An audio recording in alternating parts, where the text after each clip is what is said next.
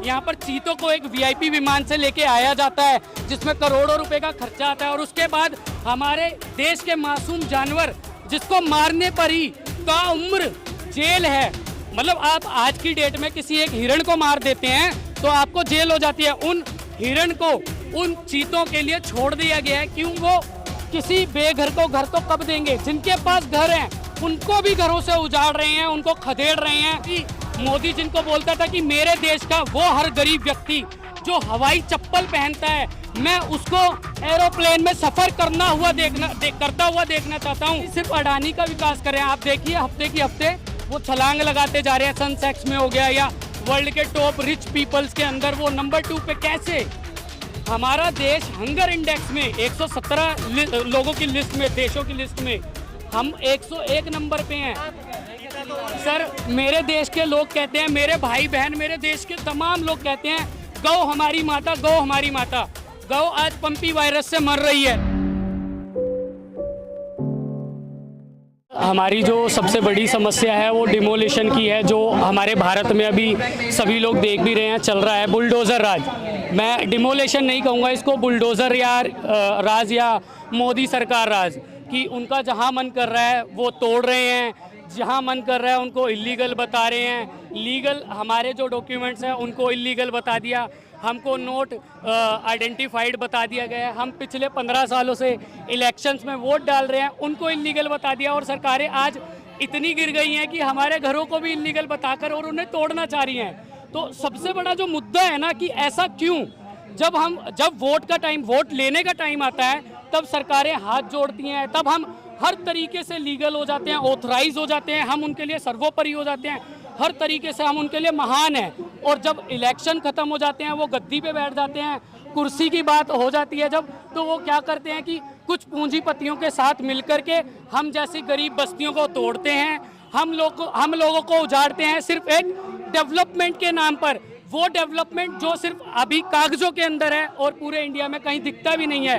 क्या दिखता है? एक रोड दिखता है जिस पर इतने गड्ढे हैं कि वहाँ पर ठीक से कोई गाड़ी भी नहीं चला सकता, और उसी के बगल में दूसरा रोड जबरदस्ती निकालने के चक्कर में कुछ पूंजीपतियों की पार्किंग को बचाने के लिए हमारे घरों को तोड़ा जा रहा है। हमारा सबसे बड़ा मुद्दा, सबसे बड़ा सवाल, प्रधानमंत्री कहते जहाँ झुकी वही मकान। वो कहते हैं, मैं आपसे वही चीज़ बता रहा हूँ ना, विकास जो नाम है वो शायद या तो किसी बच्चे का नाम है विकास, और या वो पेपरों में छपा हुआ एक विकास है कि भारत विकास प्रगतिशील देश है, वहाँ पर विकास हो रहा है। विकास के नाम पर ऐसा कुछ नहीं हो रहा। जहाँ झुग्गी वहाँ मकान। मोदी जी ने बोला था कि 75 साल अमृत महोत्सव के जब हो जाएंगे, हम जो लोग जहाँ पर झुग्गी है वहीं मकान देंगे, हर एक गरीब को जिसके पास घर नहीं है उसको घर देंगे। अरे सर, मैं एक चीज़ कहना चाहता हूँ उस सरकार से, हमारे देश के प्रधान से, हमारे देश के एमपी से, हमारे देश के उन तमाम नेताओं से जो इतनी बड़ी बड़ी बातें बोलते थे, आज आप एक चीज़ देखिए कि वो किसी बेघर को घर तो कब देंगे? जिनके पास घर हैं उनको भी घरों से उजाड़ रहे हैं, उनको खदेड़ रहे हैं। किस नाम पर? कि आप लोग इलीगल हैं।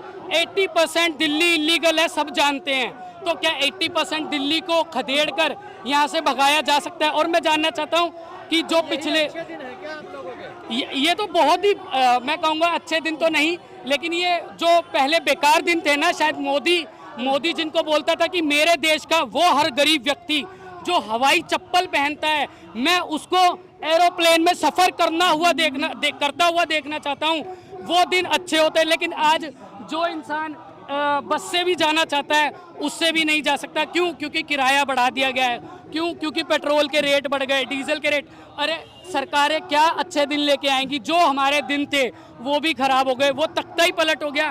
कहते हैं ना कि वाइंड इज द चेंज, कि बिल्कुल हवा ही चेंज हो गई। हम जहां प्रगति के रास्ते पर चल रहे थे उस ट्रैक से कहीं ना कहीं भटकाकर इस सरकार ने हमें जातिवाद के मुद्दों पर लाकर खड़ा कर दिया। जातिवाद, आज हिंदू मुस्लिम में भेदभाव है।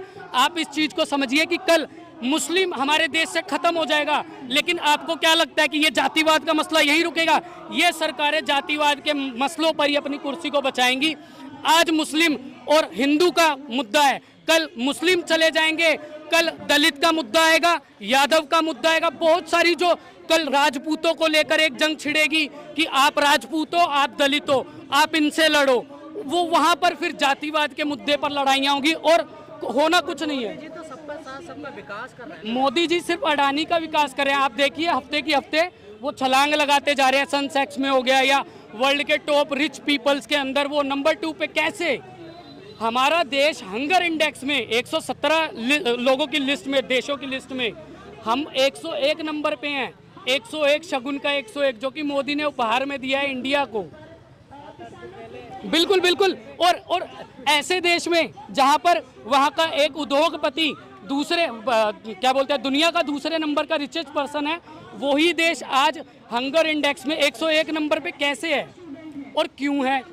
क्या वजहें रही हैं? हमें अर्थशास्त्र पढ़ाया जाता है किताबों में कि यहाँ पर पूंजीपति, पूंजीवादी ये सब नहीं चलेगा, ये श्रम प्रधान देश है, किसान देश की रीढ़ की हड्डी है।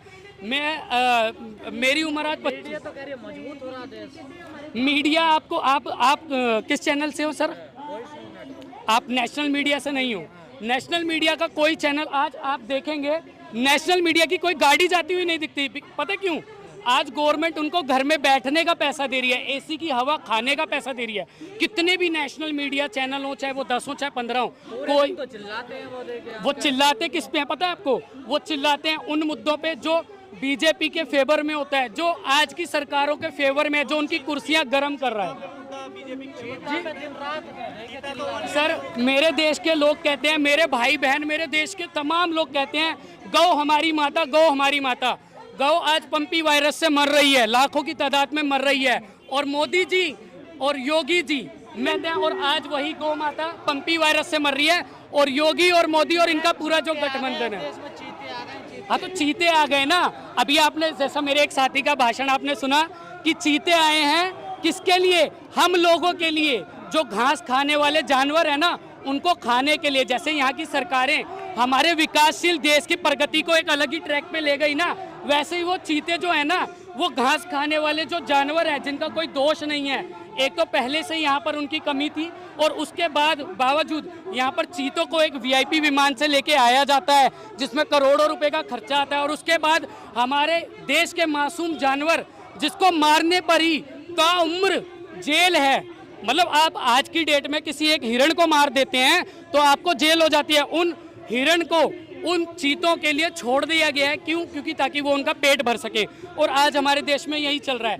गरीब लोग बिल्कुल हिरण की भांति इस देश के अंदर घूम रहे हैं, भ्रमण कर रहे हैं, और ये सरकारें, मैं मोदी जी, मैं बीजेपी जो हमारी सेंट्रल गवर्नमेंट है, दिल्ली गवर्नमेंट है या कहीं की भी गवर्नमेंट है, मैं किसी से खुश नहीं हूँ। क्यों? क्योंकि ये लोग सिर्फ वादे करते हैं। तो डंका बज रहा है उनका। डंका इसीलिए तो बज रहा है कि कुछ जातिवाद और भेदभाव, मतभेद वाले लोग जो हैं वो लोग क्या बोलते हैं उसे, भगवा, ये भगवा रंग है वीर जवानों का। वीर जवानों का तो रंग भगवा मैंने आज तक नहीं देखा। मिलिट्री की किसी भी पोशाक पे मैंने भगवा रंग नहीं देखा। वो वीर जवान है हमारे देश के, जो हमारे लिए लड़ते हैं, हमारे लिए मरते हैं और दिन रात हमारी सेवा करते हैं। मैंने उनकी वर्दी पर, इवन मैंने उनके किसी मेडल पर भगवा रंग नहीं देखा। और यहाँ आज लोग कह रहे हैं ये भगवा रंग है वीर जवानों का। जवानों से मतलब होता है कि जो हमारे लिए अपने प्राणों की आहुति देते हैं, जो हमारे लिए मर रहे हैं। मोदी जी ने परिवार त्याग दिया आप लोगों के लिए। अरे मोदी जी का परिवार था ही कहाँ? मोदी जी शुरू से ही क्या बोलते हैं, परिवार से दूर रहे। और किसको पता है? क्या आपको पता है? आप देखने गए थे कि मोदी की पत्नी नहीं है, मोदी के बच्चे नहीं हैं? किसी ने देखा? जब वो सत्ता में है उन्होंने अपनी मुंह जुबानी बताया। मैं ऐसे बोल देता हूँ कि मैं अंबानी का पार्टनर हूँ या मैं मोदी के लिए काम करता हूँ, मैं मोदी का राइट हैंड हूँ। क्या आप लोग मान लेंगे? नहीं। ये मोदी की फैलाई हुई मनगढ़ंत कहानी है। एज अ स्टोरी क्रिएटर तो कोई कुछ भी बोल सकता है। क्या किसी आपने सुना होगा देवी देवताओं के मंदिर बनते हैं, योगी मोदी के मंदिर क्यों बनते हैं देवी देवताओं के मंदिर? सर आप दलित हैं, आप दलित हैं या कैसे? योगी का मंदिर, वो योगी का मंदिर हो चाहे श्री राम का मंदिर हो, हमको उससे कोई मतलब नहीं। मैं आपसे आप सभी रिपोर्टर से मैं एक क्वेश्चन करना चाहता हूँ। आप में से कितने लोग दलित हैं? या आप लोग कितने लोगों को पता है कि भीमराव अंबेडकर ने संविधान लिखा था जिसमें एक गरीब से एक अमीर आदमी तक के लिए लिखा था, और कैसे जिंदगी को जीना है, कैसे अपने अधिकारों को बचाना है, और क्या क्या हमें अधिकार दिए गए थे, वो सब उन्होंने लिखा था। तो हमारे लिए, मैं दलित हूँ, दलित का मतलब ही होता है कि जमीनी संघर्ष पे लड़ना, और ये बहुत ही, मेरे लिए तो बहुत ही प्राउड की बात है। और मैं अपना भगवान भीमराव अंबेडकर को मानता हूँ और मेरा एक ही नारा है, जय भीम, जय भारत, जय संविधान। खबरों में बने रहने के लिए फोरम 4 को सब्सक्राइब करें और नोटिफिकेशन पाने के लिए बेल आइकन दबाएं।